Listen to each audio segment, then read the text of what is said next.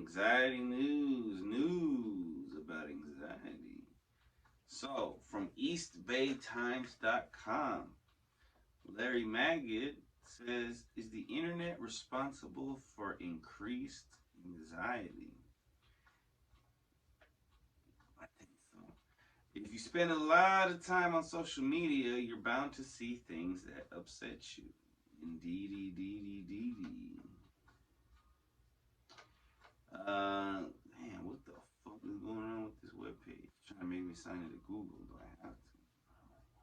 I just want to read the article. Advertisement. Advertisement.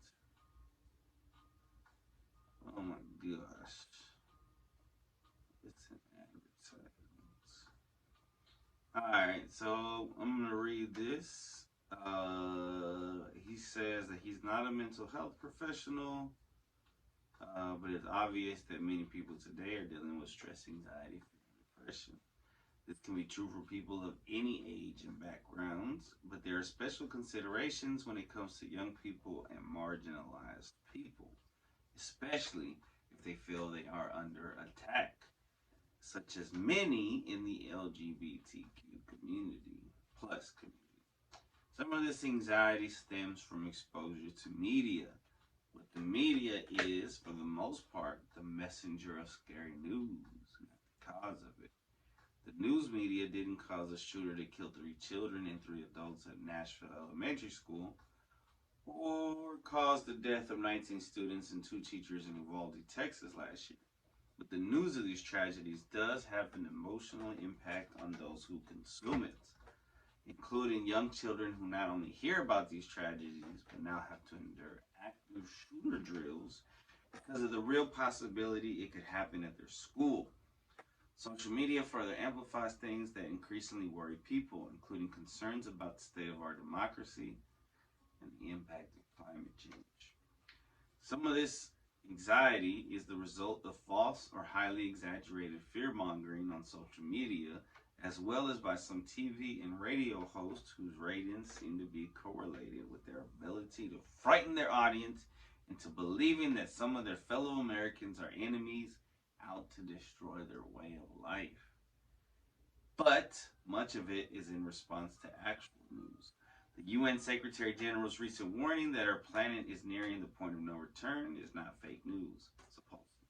Nor is it fake news that some elected officials want to roll back human rights.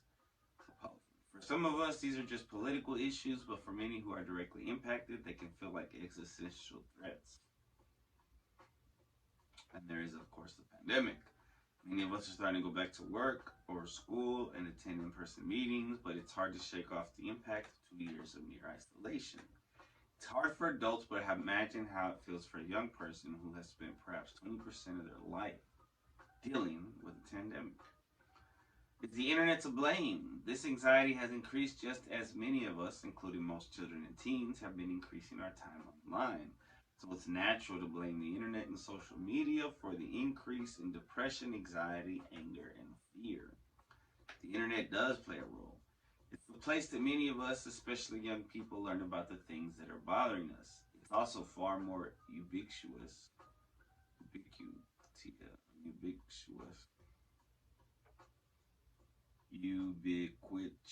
than it was before, especially for those who had to rely on it for schoolwork and even family events. So yes, there is a correlation between increased internet use and increased anxiety.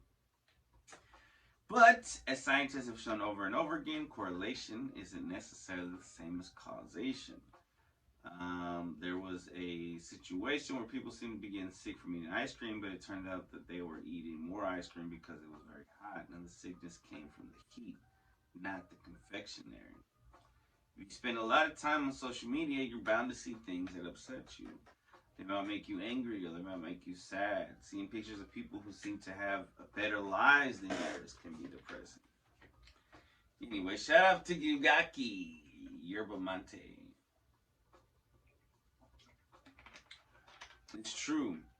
You're seeing that on Facebook, Instagram, TikTok, Snapchat, or wherever. But the content is coming from people. And while it's possible the service may be using algorithms You would have a similar reaction if you saw it in any other venue or heard about it in a phone call.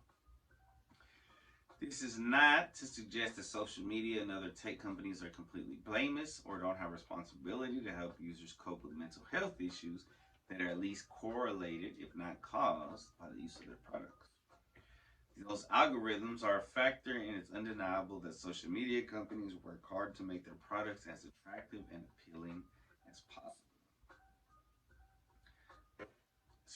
Like chocolate, nearly all companies try to make their products appealing. It's not a perfect analogy, but I would argue that social media is more like chocolate than tobacco, which is harmful even in small quantities. Chocolate companies are in the business of selling products that contain fat and sugar, which are known to be harmful if consumed in large quantities. And there are some people who will get sick if they eat any amount of chocolate, like dogs. But that hasn't stopped me from eating small amounts of chocolate almost every day. I enjoy it. It makes me feel good, and as long as I eat it in moderation and balance it with other nutrients and exercise, it doesn't seem to be doing me any harm. Though there are times when I've eaten too much chocolate and regretted it.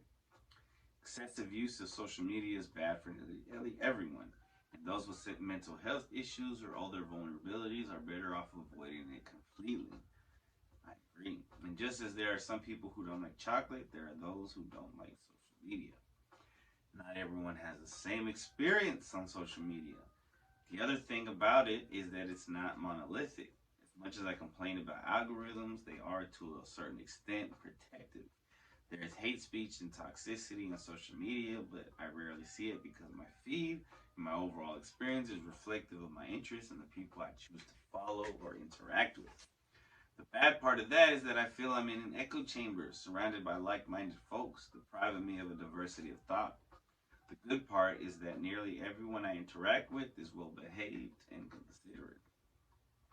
I've gone out of my way to follow people on Twitter with very different political views, but unless I take a deep dive in their direction, I rarely come across destructive trolls. The jury is out. I haven't even bothered using this column to talk about all the positive aspects of social media, including how it can help break down isolation, increase positive activism, and help people cope with stress, anxiety, and depression. But it's worth pointing out that the jury is still out when it comes to understanding the balance between its benefits and harms. Which I do know is that it can be harmful, just like any technology, including the wheel, fire, cars, and kitchen knives.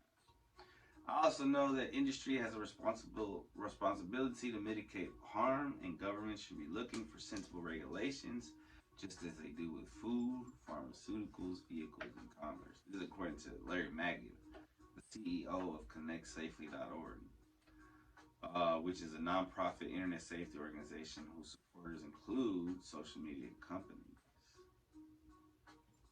Interesting.